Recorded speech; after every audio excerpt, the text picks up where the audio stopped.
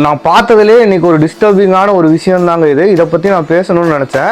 ஏன்னா ஒரு கோயில் ஏதோ ஒரு ஃபங்க்ஷன்னு சொல்லிட்டு அவங்க நேர்த்திக்கடன் நிறைவேற்றதுக்கோசரம் தேங்காவை வந்து செவுத்துல அடிக்கிறாங்க.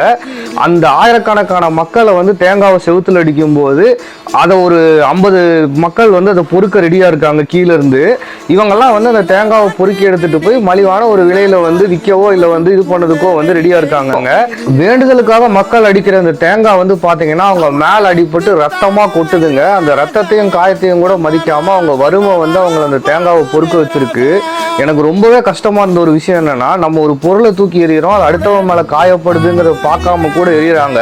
அவங்களோட கஷ்டத்துக்கு அவங்க என்னதான் அடிபட்டு தேங்காவை பொறுக்குனாலும் பரவாயில்ல, அட்லீஸ்ட் வீசுறவங்களாவது கொஞ்சமாவது மனசாட்சியோட பக்கத்தில் எங்காவது உடச்சி அவங்களுக்கு தேங்காவை கொடுத்துட்டு போகலாம்.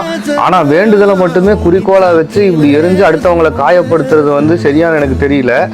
இந்த கடவுள் வந்து இந்த மாதிரி வந்து அடிச்சு காயப்படுத்தி எல்லாம் பண்ணி அடுத்தவங்களை வந்து துன்பப்படுத்தி நீ என்னை கூப்பிடுன்னு சொல்லிச்சுன்னு எனக்கு தெரியலைங்க. எனக்கு தெரிஞ்ச வரையும் எல்லா மதத்திலையும் எல்லா சாமியும் சொன்ன ஒரே விஷயம் என்னன்னா, ஸ்ப்ரெட் த லவ்னு தான் சொன்னாங்க. யாரும் தேங்காவை எடுத்து எரிஞ்சு மண்டை உடைக்க சொல்லல.